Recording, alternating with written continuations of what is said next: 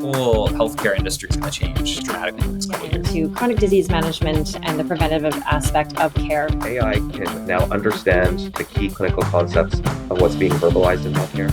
Welcome to Leaders in Healthcare. I'm Dr. Jordan Vollrath, physician, entrepreneur, and Chief Medical Officer for Cherry Health. We're talking about all things healthcare. Join us as we speak to innovators, industry leaders, and the people working to drive the healthcare system forward. Sean is a discretionary portfolio manager, certified financial planner, and founder of Moraine Wealth Advisory. Sean's also licensed in life insurance and a member of the Financial Planning Association of Canada. Last time on the podcast, me and Sean talked about some broad topics related to financial planning. Today we're going to dive into cash flow planning with a bit more narrow of a focus on healthy money habits, short-term cash flow, and short-term goals. So with that said, I guess, Sean, where do you want to start? Well, I think it's pretty safe to say that I think there's a misconception that on average, only, younger professionals have this issue. I think this is something that when you have higher income, you can fall into some traps. Most people don't have a good idea of where their money goes. They know they make a lot of money, but at the end of the month, they're like, I don't know where it all went. So that's the sort of stuff that we're trying to address with this, is setting some good habits. With a digital world where, everything from Apple Pay to, tap, it makes it really easy to just spend and not necessarily pay attention to it. And I think the other thing to touch on is that when we start thinking about, when we're going through our everyday lives, trying to keep track or doing the mental accounting and keeping track of, I spent this year, but you might have forgot 4 or 5 other purchases, and over the course of a month that adds up to be a lot. And I think the other thing is, as physicians, new physicians coming out of school, you typically have a fair bit of debt, and that can put you on a bit of extra pressure when it comes to personal and family finances. I think that's sort of where I would start. Yeah, so since the last podcast, we've kind of started taking a look at, my own personal finance, and this is definitely like one of the spots that I've found challenging, right? Like you kind of just swipe the credit card. It doesn't seem to really matter. There's always enough cash there to pay off the credit card balance. And then like at the same time, having this like inconsistent income every month, right? Like not a consistent, stable salary every pay period. And then at the same time, coupled with that line of credit, right? The debt that comes from medical school and residency. So that's sort of just like, okay, whatever surplus there is just goes onto that line of credit. And it becomes this completely unstructured revolving door of money. And there's been zero rhyme or reason to actually planning it out. So I would love to chat more about this side of things today. I mean, in terms of the debt itself, what's kind of the average that people are having now? Well, when you start looking, I pulled some numbers on the Association of Faculties of Medicine in Canada, and in 2023, the average was $98,700. 2022 is only 90, and going back another year before that, it was 80 grand. So, you throw that into the equation.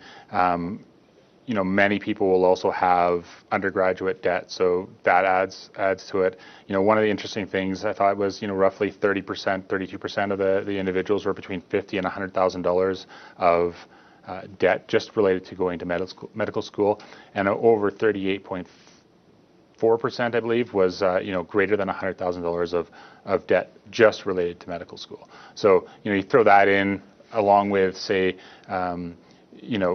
a longer residency, it's very easy to see how you're, $200,000+.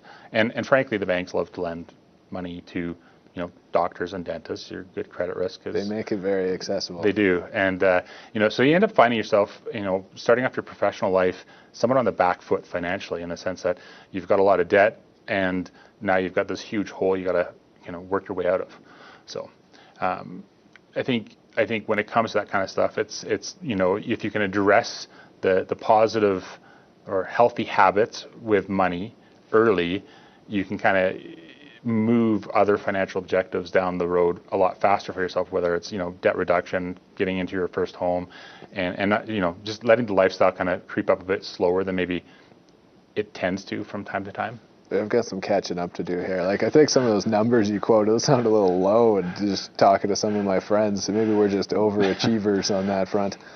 All I know is that I never went to med school or dental school, and some of the people I grew up with who were friends with, and they could have a much better lifestyle than I could going through university. A few too many ski trips, I guess. Exactly. They add up quick. Nicer cars, Yeah. holidays, all that kind of stuff, yeah.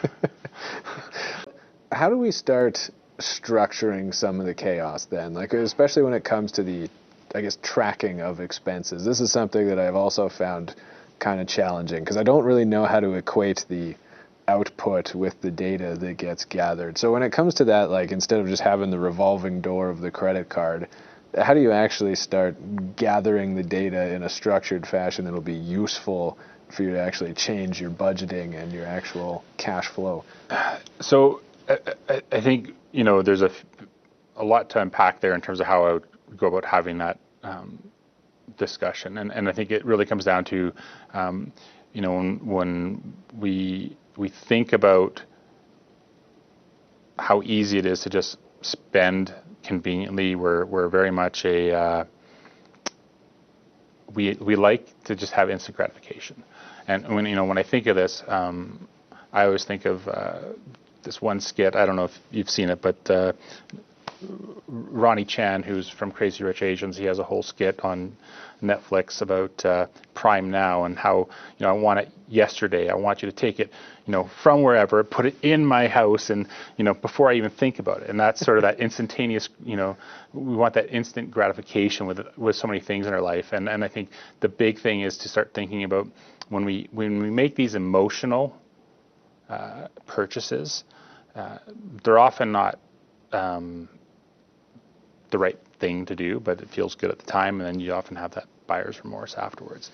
So I would say, the big thing is about just changing a little bit of how you go about your day to day and being mindful of, is this emotional, or is this a, sort of a non-emotional expenditure that just, it's like your debt. You have to make the payment. If you don't, there's consequences, right? So I think it's that mindset shift that will make a difference. And I think that's the biggest issue that we have in today's world is, when you think about the way it used to be, we would, go to the ATM or go to the bank even, pull money out, you'd get your little checking book updated, and that's how it used to be. We didn't have this risk of, access to cash the same way that we do today.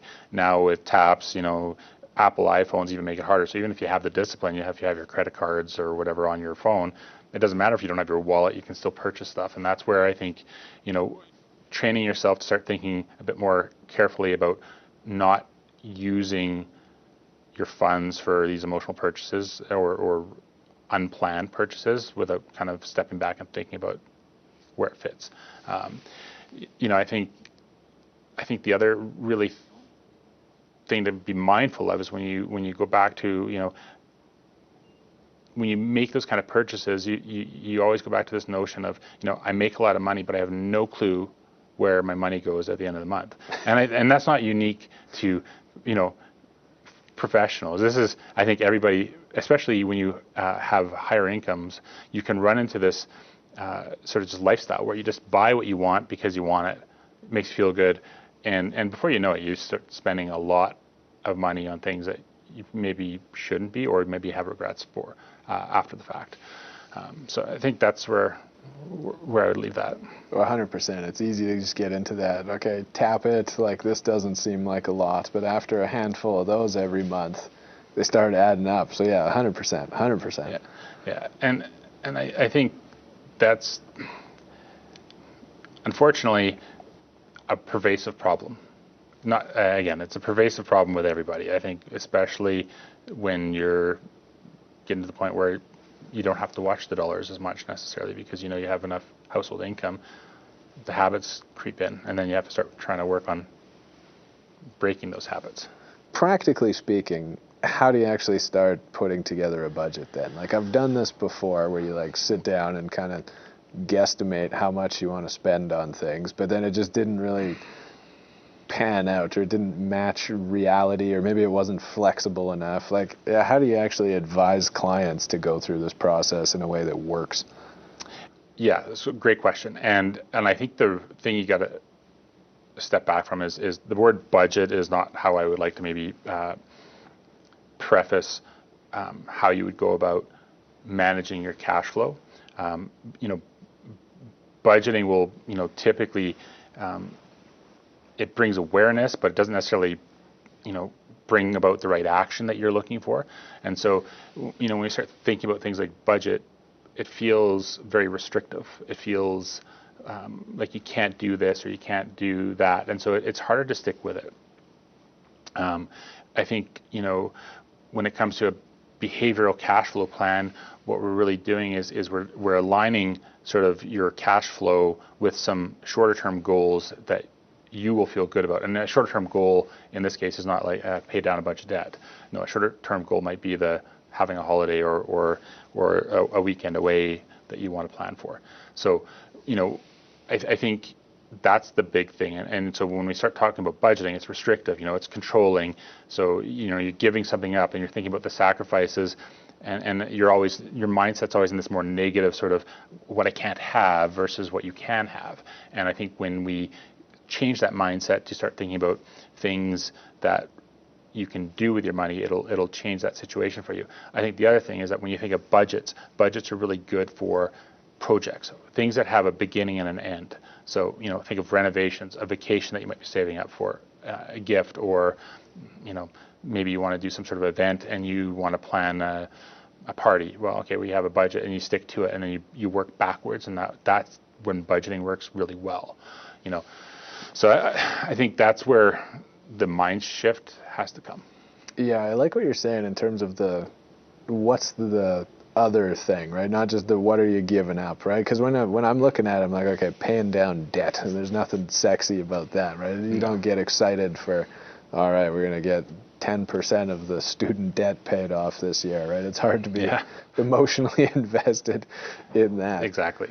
And then at the same time, like, I don't know, the part where I've also found it fall apart is, there's just not that enthusiasm about it from the get-go, maybe because I never approached it from that perspective of what is the opposite side of that coin of like what are you giving up, but what are you gaining, and making that a little bit more engaging. And I think that's where the goals, like tying, and it has to be something that you feel like you can't actually have today. Yeah. So what is that reward going to be for that decision? And that's going to help you stick with it, because you have that light at the end of the tunnel. It's not so far away that it's like, okay, I'm going to give up.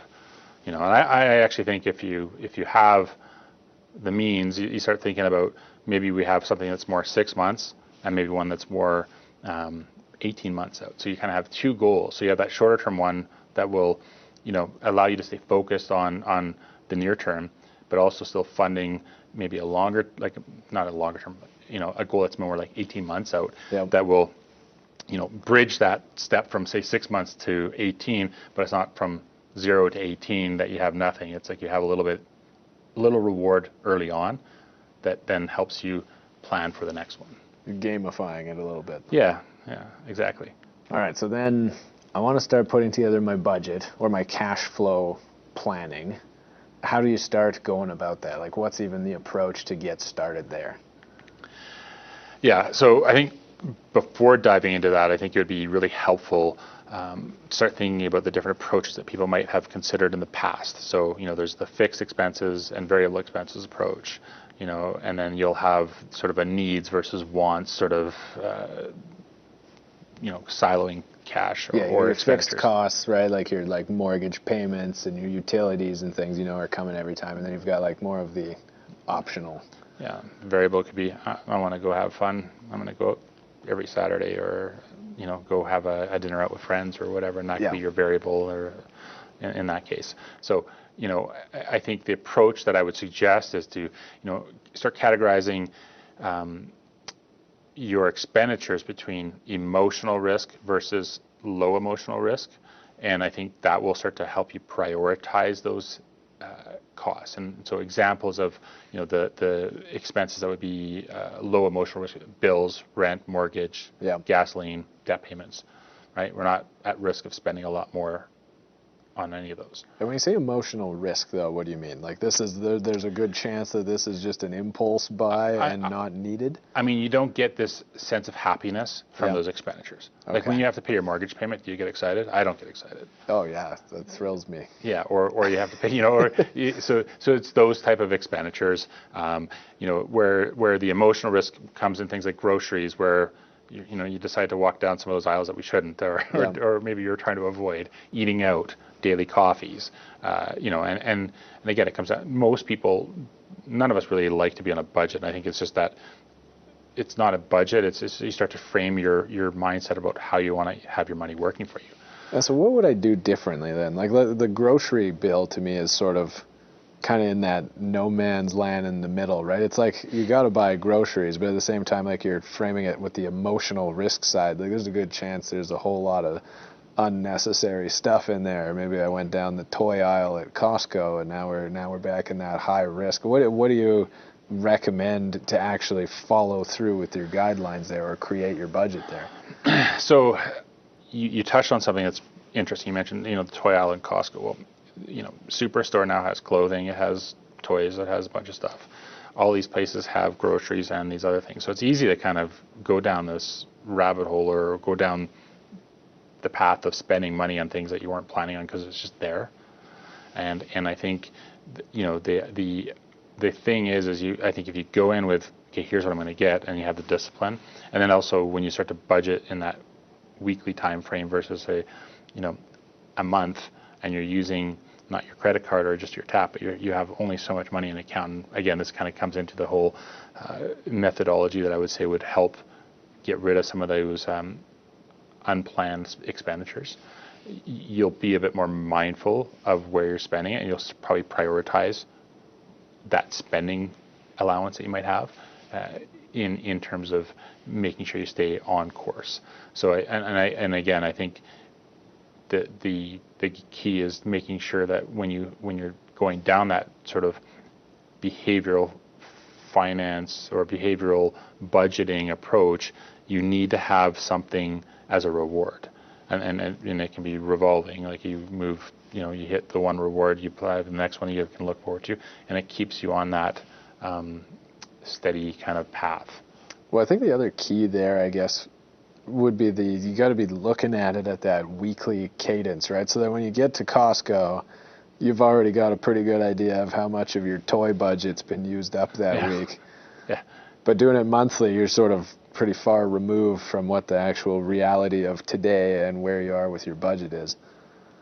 Exactly. And so it also forces you, I think, to start looking at your accounts on a more regular basis. Yeah. If you're just doing it monthly, there's 30 days that go between when you look at semi-annually sometimes. So you just the money goes in, you're getting paid, but you're not really paying attention to it. Where when it goes in and you're having to, okay, I know I have so much I can spend every week.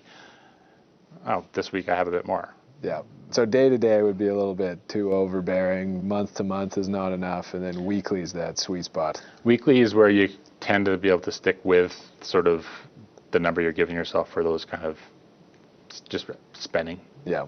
And then spend it on what you want, but you have so much to spend in that week. Okay, so then what do I got to start looking at for planning out the cash flow then? We've got like the high emotional risk and the low emotional risk. How do you start organizing that? Yeah, so I think, when we start thinking about a typical household, I would say the vast majority of the people I've worked with have joint household accounts. You do have people where it's like, my money's my money and you each have your own accounts. But, in a typical household where you have, both paychecks going into the joint bank account, and you'll have, your income being allocated to, first off, you're going to have a bunch of unconscious spending. That's where we're really trying to get a grip on in terms of the coffees, the restaurants, and all these other little things that come up. And then you have your bills, you have your mortgage, all that kind of stuff comes out. And the very last thing that ever happens is, savings for retirement or savings for the holiday. And so, where we can shift that, and you kind of take this, you change the model so that instead of doing it where everything is going into that one account, and we're just spending it, and we're not sort of prioritizing some of our cash flow to certain goals or objectives that we might have. So you need to have a low effort approach to being able to keep track of this kind of stuff. And the way you kind of do that is you'd have your money going into, let's say, the joint account. But from there, we're going to allocate a certain amount to, say, an emergency fund, a certain amount to fund your short-term goals. Then we're going to have, so these are all the kind of low emotional risk of, spending more, right? And then you're going to start carving off some of that money into, or you're going to have your money going towards, say, debt payments, mortgage payments, that kind of stuff. Then and the key is to automate this. So it's not about just, okay, well, I'm going to go in there and do it. It's like, no, as soon as if your pay cycle, say, on the 15th of every month, and let's say the 1st, you're going to automate this so that emergency fund gets funded, goals get funded, your bills get paid, and then you're going to set up a second account. And that second account is going to really be called your spendable account. And that spendable account is what you're going to do. And each week, you're going to move money from your joint account to that spendable account. And that spendable account is sort of, you can spend it on whatever, but it's got to cover your food, your coffees, and all that kind of stuff. So you're going to be a bit more disciplined about how that happens. And you do that each week. And again, that's automated. And so what you've done is, instead of making sort of the savings being an afterthought of whatever's left over, the residue of your cash flow for the month is now it's coming into the top. Your goals are being funded at the top. Your fixed costs, or your kind of non-emotional expenditures, your debts, your bills, utilities, mortgage, all that kind of stuff is coming off the top. And then you're carving off this other amount. And that's your spendable kind of fund money. And so what you've really done is you have this committed account, which is, again, those fixed costs, and your spendable account is sort of the emotional risk expenditures. And in that, what you've effectively done is you've gotten rid of a lot of that waste, because now you're looking, all your spendable money is coming out of a debit card, ideally, and you're checking your bank account and you're paying attention to that balance, and you're doing it every week. And that's going to help you stay on track. And I think it simplifies it, because instead of having to figure it out after the fact, everything's coming out first. The priorities are coming out first. The savings, the emergency fund, that kind of stuff. So it's reversing the order. I kind of like that approach of, like, it pains me to give up the credit card points, right? Like, structuring it in this way, where you've got, like, your fund money account is like physically a debit account, and you just got to, like, come to terms with the fact that you're not going to get the Amex points. But then that really, like, I guess would simplify having to tabulate and do the mental math every week. Because now you're just looking at checking account, you check it quickly on your phone, you're like, okay, I got that much fund money allocated for the week. Versus, like, if you're doing it with a credit card style, which we traditionally have, you're removed from it, right? It's so obfuscated. It's like, okay, there's a bunch of pending transactions, and the balance doesn't equal the actual, like, what your bill that's due is, and it really makes it hard, unless, I don't know, maybe somebody's using QuickBooks every week to, like, reconcile their expenses and figure out where they're at. That would be the exception. Yeah. I think the other thing about this is the exercise is a pretty healthy exercise to go through in a household. It can do a lot to help bringing, spouses, hopefully you can find some common ground, because money can often be the source of a lot of, tension sometimes in families, in terms of you might have someone who's a saver and doesn't have this issue, and you have the person who likes to enjoy the more emotional spending and unplanned spending, and just likes to do things without kind of thinking about potential consequences. And I think it's a good exercise to go through that can help bring people onto the same page. And not just that, I think it's probably helpful for a lot of kids to, when they understand how mom and dad are doing it, it would be helpful for them to understand, like, how much you can spend out of what you make and how you should prioritize things to make sure you don't get into these traps. Let's assume I implement this style of actually managing the cash. We'll just accept I'm not getting the Amex points. We're going to start using multiple debit accounts, perhaps one for my wife, one for myself, so that they're separated. You know what each one is spending. Like, what could you reasonably expect in terms of improvement to your cash flow? Or I guess, like, attributing more towards your long-term goals as opposed to that emotional spending? Yeah, so it's quite interesting when you start looking at this. I would say the average household, and these numbers are going to be before looking at any sort of doing anything with debt, and maybe whether it's reorganization, refinancing, without considering that. So the average household is of say $250,000 of household income. You're finding about $4,300 a month. And so you start to take that number and you assume, okay, if we took half of that $4,300 a month and invested that, let's say, at 6% for 20 years, what does that amount to? Well, it's almost $1 million, right? And again, I think when you start thinking about a dual income household, physicians or professionals who are, various levels of income, but it's not hard to see where you can get into $400,000, $500,000 of household income. In those situations, $400,000 of household income, on average, you're seeing about $7,200. And again, you start looking at what that compounds to over 20 years. If you can just take half of those savings and allocate that to retirement or to investing, 1.6, 1.7 million over 20 years. So it has a huge impact. So it's more than going to justify the Amex points and the extra $10 a month for a separate checking account. 100%. And I think, it starts to also, you'll get excited when you start to run those numbers, because it's helping you move to where we all want to be, is eventually retire.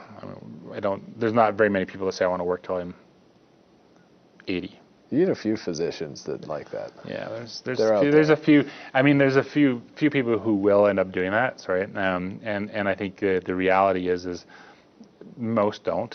So I think setting yourself up early. The other thing is the time value of money. It's you have that ability to invest a lot longer, and it takes a lot more money later in life to save every month versus starting early. And again, it's not an income problem. It's usually just a spending, where we're spending. Like you mentioned earlier, yeah, it's not like I didn't make enough money this month. It's just a matter of where the heck did it all go. Yeah. Okay, so that makes sense in terms of the budgeting, the cash flow planning.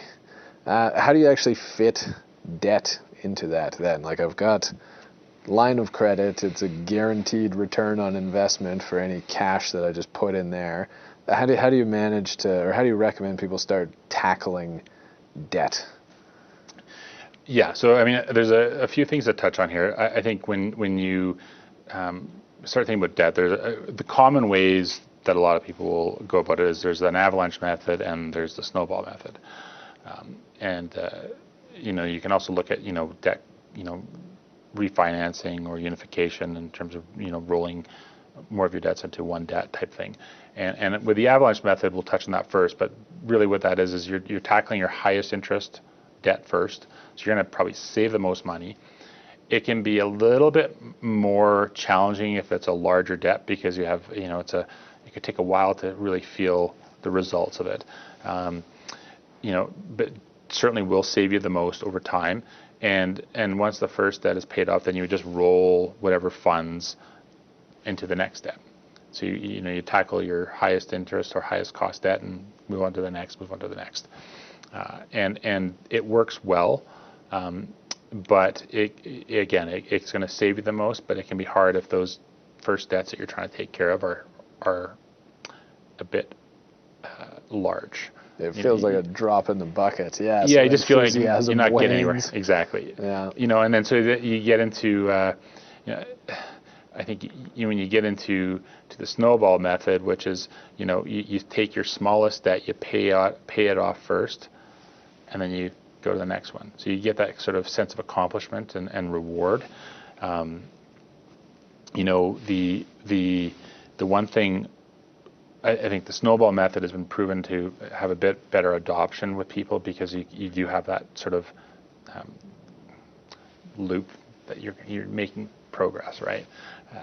There's pros and cons to both, but I think either one will work. You have to kind of figure out for your personality type what you think you can stick with, and maybe the magnitude. Like if you have a huge high interest debt, if you think you can't stick with it because it'll just be too hard, then start with something and get some success. And again, you're just paying the minimum payments on the other stuff Yeah. and focusing on the one that you're choosing. So whatever method, whether it's a snowball or the avalanche. Yeah, I guess it depends what your bottleneck is. Specifically, if it's enthusiasm and willingness to save, or if it's just the debt load itself. Yeah, I mean, some people would feel like it's like enduring a bunch of pain, which is not what we want. We want, like, the ideal situation is you feel like you're having success and you stick with it. Yeah. It's like going to a personal trainer and saying, okay, we'll do all this stuff, but if you can't do it, you make it too much of a time commitment. You need 2 hours a day to do it. Well, that's great. Not everyone has 2 hours in their day to do it. So, you need something that you can, if you can do it 3 or 4 times a week and it only takes half an hour, that might be all you need to kind of stick with something. So I think that's the big thing, is being able to stick with it. Maybe that's where my wife and I need to revisit our strategy, because sometimes it's disheartening, I guess. You've just answered the door and it was the second box from Sephora that showed up that she ordered that day, or from Amazon. Yeah, exactly. And then I'm like, well, I guess I might as well buy the little goofy thing that I wanted to do. And then when you think of like, okay, I'm just putting the rest towards this giant chunk of debt, it's easy to just sort of lose steam of like, okay, I guess I don't care this month, and then now we're way off base. And I think that's a really good point too, is it's really important that you can get both parties on the same page. It wouldn't be hard to see how you can get resentment or tension where one person feels like they're sacrificing everything and the other person hasn't sacrificed anything. She would argue that the Sephora delivery was one of those unemotional needs. Gotcha. Well, there's going to be certain things you're just going to have, and you're going to have to figure out how to fit it in. And I think the one thing that we didn't touch on earlier, when we start looking at that spendable amount, there's a range. It's not a hard number. You can adjust it. If you're finding that, it's set too low and you're really struggling, you can adjust it. It's going to change, how much is being allocated to your goals and some of those other things. But it's not rigid. There is a range that you can still achieve goals. It just might change at how quickly you can reach those goals. And so that covers off the avalanche and the snowball method. But then when you start talking about debt unification, it's taking a whole bunch of different debts that sometimes various interest rates, and ideally what you're doing is averaging down your interest rate over time. Like, so if you consolidate these debts or roll them into one, you can lower your overall interest cost. The one thing that's sometimes a concern when you do that is, if you still have credit cards with large balances, it's not like let's double down and go spend a bunch more. Like, it's now that you stick with that focused repayment. But when you're looking at the debt side, you can often unlock more. So that's on top of those numbers that we were looking at earlier. So like, how many physicians wind up being in a position to consolidate debt? Like, does that often happen where you've got, I don't know, line of credit and vehicle payment and mortgage and government student loan? How often does it make sense to like refinance everything? Well, so for one thing, I would say you're not necessarily going to look at refinancing vehicle loans, and you're not going to likely refinance student loans because you have tax credits that are related to the interest cost. So other debts, though, credit cards, line of credit, I think it depends on where you're at. If you're just out of school, you don't have an asset base necessarily, so you don't have equity in your home. If you end up having equity in your home, that's often what you're going to be using to kind of arrange for this sort of stuff to be done efficiently and get you the lowest rate, because it'll be a secured loan. So it depends on where you're at. The reality is, though, the banks are going to be pretty keen to lend new grads more money, even if it's on a line of credit. So if you find yourself with $40K in credit card because the last year or so you had more going up on the credit card and running up, say, against the line of credit balance that you have, that's when you probably want to look at that, because your credit card is probably going to be at 20+%, and your line of credit unsecured might be 7, 8, 9%, depending on where you're at. But certainly better than what you get from the credit card. So depending if you have where your debt is, it might make a lot of sense to reunify. What's it called? Reunify? Unification. Yeah. I mean, yeah, most probably commonly people would think of that more as like, debt consolidation, but Yeah. maybe that has more of a negative connotation. But at the end of the day, you're trying to take a whole bunch of multiple payments, focus it down to one, lower the overall rate. Sometimes in doing that, though, you're extending the timeline, so that's where you want to be smart about it. Yeah. You can stretch it out for 25-year amortization. Well, now you're just paying for that for a really long time, versus if you keep it to a higher cash flow commitment, but in shorter amortization, you'll be able to get that debt down faster. And I think that the key thing is not to go out and use your credit cards for those kind of purchases where you rack it up again. Yeah, that's a terrible idea, generally speaking, as far as interest rates go. So last week you sent me the Winton Tool, and that's to actually start looking at the cash flow. So I've been going through and like putting in the like fixed costs and those just unemotional things, and then as well as sort of some estimates on those more optional pieces and what historical averages have been. Once this is all finished, it's still a work in progress, I'm not done with it yet, how do you then take that and the output there and fit that into the bigger picture for the long-term budgeting and planning and getting to those goals? Mm-hmm. So there will be a link available either on my profile on Cherry Health or tied to the video. And Winton is basically a tool that you can use to input these costs.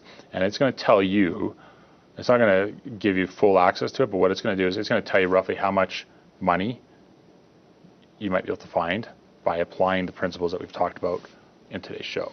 And with that, then we would take that information and make sure it's accurate. And if people want to engage, so someone wants to engage in some, cash flow planning for themselves to kind of get a handle on things and kind of get good habits going, then we can work with you on that and help you kind of build it out. Also look at if there's any refinancing opportunities or unification opportunities. And so basically the real important thing to make sure that you're getting a good output is have the details. So the more accurate you are, the more accurate it'll kick up the numbers that we were talking about earlier, where meaningful savings. And so that is what kind of ties into all your shorter term goals. And so that should really be at the front end. And if we're going to do anything after that, then we can get into more comprehensive planning, where it's going to take some of what we find out of that exercise to tying that into longer term goals. So retirement, estate planning, maybe you want to buy a cabin 5 years from now or 10 years from now, and that kind of stuff. So how do we make those things happen and build that into your more comprehensive plan? It's still cash flow planning, but it's more longer term. So we need to keep the focus on the things that we can control in the near term, which will lead to compounding impacts of helping you kind of get to those goals. So in the short term, it's more about how do we clean up the chaos and organize some of the messiness and get rid of that just frivolous impulse purchasing. And then at the end of the day, okay, now we've got a pretty good idea for how much cash we've actually got month to month. And then we start looking at our really longer term future facing goals and kind of working backwards as to how to allocate that free cash now. Exactly. And I think, how many people do you know don't want their money to work more for them? Yeah, I don't know if anybody would disagree. Exactly, right. And so that's the whole idea. It's really tying it to those things that, how do we get more out of the resources you have? Yeah. And this front end is so important to that. And the earlier you start, the more of an impact it's going to have on you 10, 20, 30 years down the road. How much do you notice the difference of the pre-post of going through the plan and the Winton Tool and all that emotional retail therapy that we've been doing? Was it truly making people happy? Do they notice once you start removing that? I think how many people haven't had buyer's remorse? It's all the time. Right? We've all done it. Yeah. I mean, we're all subject to the same impulses. So we buy things and we realize, damn, I wish I didn't do that, right? Yeah. That was dumb, shouldn't have done it. So you start adding that up over time. So yeah, we waste, everyone wastes a lot of money if they're not careful about it. And it's just, I think the number, the buy-in, so the first part is like realizing how much you might be wasting. Yeah. You start applying that to, okay, what does that mean for how quickly I can pay off my debt, but also how, I get to do this, and then I can have my next, say, short-term goal of I want to go on this trip. So it's tying rewards, and it helps you live more. I would say it helps you live a better life because you're actually just being more direct and more purposeful with the resources you have. And so you can start to do more travel versus putting it off because you think you can't, or you're in this sort of vicious circle. And I think that is where the rewards come. And then you start looking at when you start saying, okay, how much am I going to have, or when can I retire?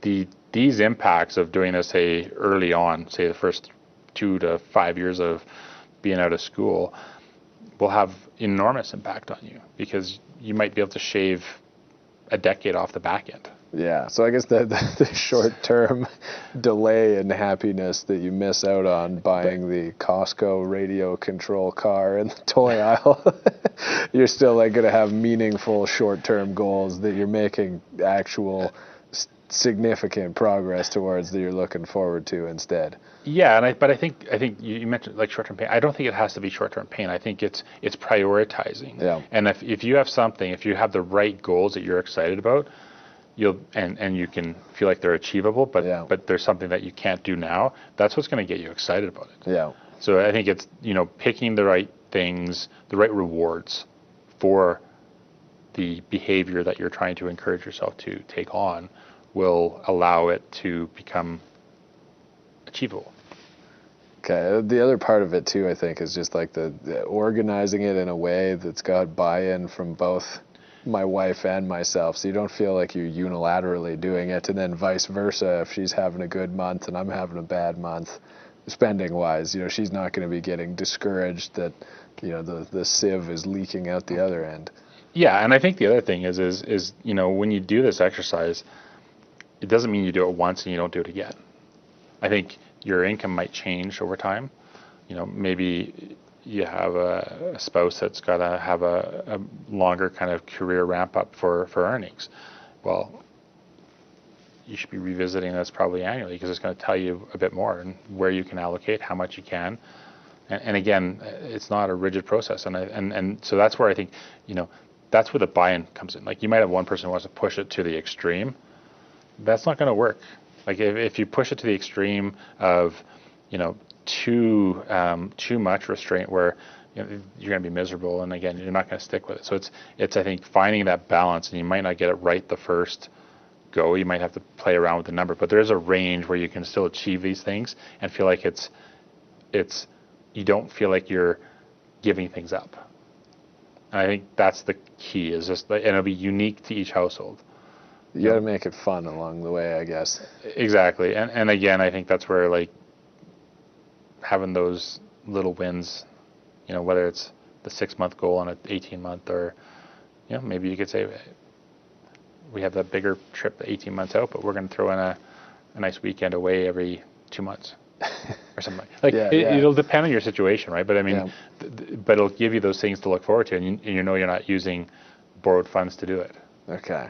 Right, because if you don't do it, you still want to go on those holidays. You're going to treat yourself, but what are you going to do? Okay, the credit card comes out again, and guess what? There's 10 grand for, trip for 2 for a week or whatever it is, right? There's got all these like fun short-term things now going through my head of all these things to look forward to. if it ends up where you can move the needle and kind of move your objectives forward, and stick with it, it's a win. That's how I would approach it. I think when it comes to, the amount of money the average household, and I would say particularly the professional demographic, will find, it's going to be pretty sizable, even with big debts. And, you're going to find that there's probably a fair bit of money that's low-hanging fruit that you can just use and repurpose for things that are going to be better use and align with your family's goals. And I think it's this mindset of purpose, like having purpose. Like you work hard, right? Like you know your work week is going to be busy. Do you want to keep doing that forever? No. So it's like how do we make this rewarding for us and strike that balance between the short and long term and the now.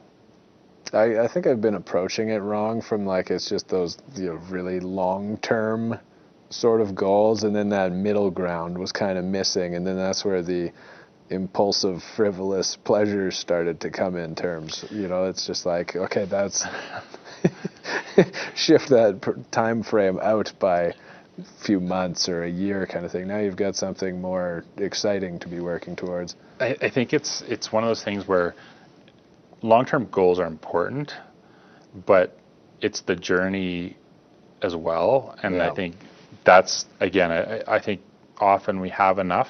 It's just figuring out how to use it more effectively. Yeah. Really. And I think, I am a big fan of, the journey, not just the destination, because you can go through your entire life looking for the end and end up really disappointed for various reasons. And I think this is like, how do you live a life of purpose, but move everything down the road? Yep. And I think the one thing about this whole approach is it's not just saying it's all going towards debt. You're balancing it between, maybe emergency fund. Once you have an emergency fund that's established, that's sufficient for your household needs, then you're moving that money to more goals, or more debt, or a combination of the two. So it's not about not having fun. It's just like doing it the right way. Okay, I'm getting more and more excited for it. I'll make sure to finish off the Winton Tool thing for this week, and then we can follow up on that. But that makes a lot of sense of like framing it from that perspective. Yeah, it's kind of going from a I don't know if it's the right way. What I'm thinking of is like a scarcity mindset of like I don't want to give this up, to an abundance mindset where I have enough, but it's just figuring out and doing the things that you want to make it attainable. Yep. And sustainable. So, I think the one thing that we haven't touched on yet, is how this could also tie into maybe some other,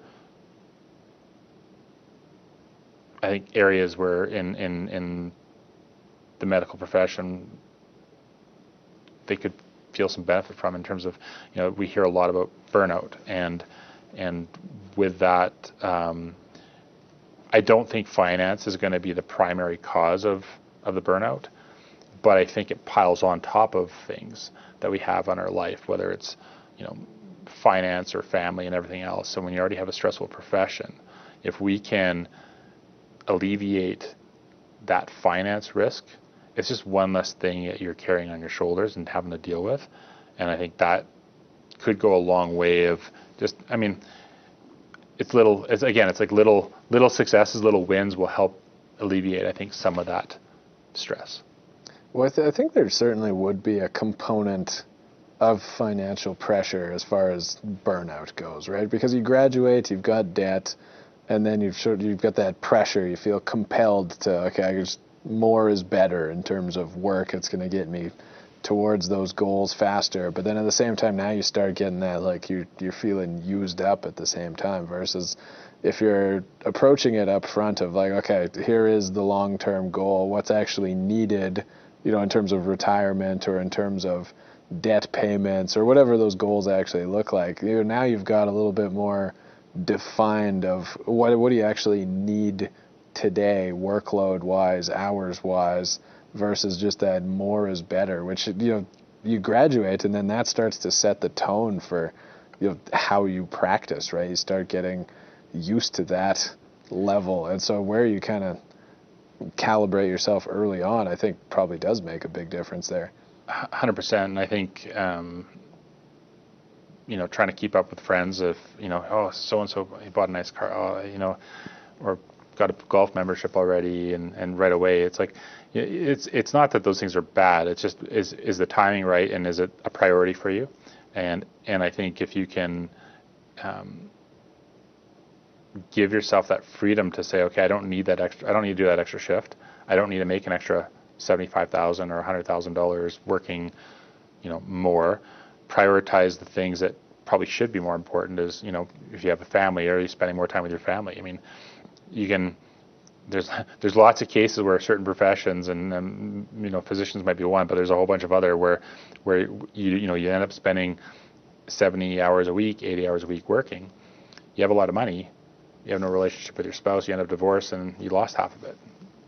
Is that the right way? Is that where you want to end up, right? So it's like, I think it's striking that balance. And I think if you find that balance where you're not feeling you have to push so hard,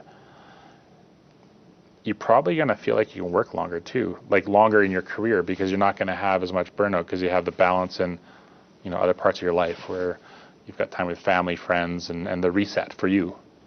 Yeah, well, I think perhaps that's why it makes a lot more sense to figure it out up front, right? If it's, okay, here's the goal, here's what I want to accomplish by the time I'm 40, 50, 60, 70, whatever time scale you're looking at it at, and then it's like, okay, well, you could just work 80% as hard and still hit that, and have 3-day weeks or 3-day weekends every week, or shorter days here and there, so you can actually enjoy the other parts of your life, time with loved ones, extracurricular activities, hobbies, things like that. Exactly. Right? That might make all the difference. Exactly. And I think, again, this is more of a pressure we put on ourselves in society. We always try to do more. We try to do more for our kids. More is better. Right? More activities, so then we spend, 25 hours, 30 hours a week running 2 or 3 kids around if you have them. And again, it leads to burnout and not being able to invest in yourself. And I think if we can just find that delicate balance between the now and the future, and then create that time to reset, I think more people will find you're not as stressed out about all these other things. And it's just part of it is we do it to ourselves, right? Try to do too much. Yep. Set some boundaries. Say no. You can't do everything. Part of the med school grading curricula for every block you're on was just recognizing your own limitations. They're very adamant that was important. We all try to do too much, or most of us try to do too much. I think we just figure out how to scale that back just a tiny bit. Yeah. And it doesn't mean you can do it right away, but if you have an approach or a goal of how do I free up those time or those hours to reclaim hours to reset, and again, it's more sustainable. I think it leads to probably a happier life and probably better relationships, both friends, family, and kids and everything, right? Yep. So Yep. I think that's a huge win. I don't know how you put a price on that too. At the end of the day, I think I'd rather have that than have a bigger bank account. Yeah, yeah. So. Okay, so perhaps, Sean, could you give us a recap then for today? Because we covered a lot of material so far, from the budgeting to the cash flow to the long-term goals. If a person wants to start looking at it from the short-term perspective of what do I do this month, this week, how do they start tying that into the bigger picture of those long-term goals and meaningfully making progress there? Yeah, so I think the real important part is to, if you feel like, if this sounds like you, where how much money comes into your account but you don't know where it all goes, this is probably a good exercise for anyone who kind of falls into that camp. And then if you're wanting to really have an impact on your financial situation, then go through the questions on the Winton app. It'll tell you roughly how much you can find. And then it's about how do we define those goals so they're meaningful for you to make sure you can, achieve them and you're going to stick with it. And I think that is sort of that making a conscious decision to kind of change how you go about, or your relationship with money and your cash flow from month to month, and making sure you have purpose. And I think if that's something you're interested in, the exercise will be worthwhile, and it should give you a bit more peace of mind in terms of that you can get to where you want, and it doesn't have to be painful. I think that's the key part is, it's not going to be hard if you have some goals that you're actually motivated to achieve, that have that emotional response. And I think, just taking that step now, the compounding impact will be huge. So I'd encourage people to do it. I think probably 60-70% of the population would benefit from this. And it's just I think it sets you up to have success and freedom. So I that would be where I tee it up and just say, if you're really worried about it, or you want to get control of things and just feel like you're in control versus just existing, then do the quiz, do the online tool. It'll help give you a better idea. If you want to engage the help at that point, you can choose, or you can try to figure it out by kind of touching on some of the slides we talked on today, and try to find that and build that purpose into your cash flow now. Well, Sean, thank you so much for the wisdom again today. Personally, I'm looking forward to the next steps here. I'll get the Winton Tool finished off for you. I'm curious to see how you tie it in with that personality quiz that you sent me, because that was amusingly accurate. It was like, you read your horoscope and you're like, wow, it knows me so well. Yeah. So I'm curious to see how you tie that in with the actual cash flow planning. Well, we'll find out when you get the rest done. We'll go through that exercise, and again, it's pretty powerful. It's relatable. Absolutely, very. So, okay, well, thank you very much. It's great being on today. Looking forward to the next steps. Thanks again, Sean. Yeah, thanks.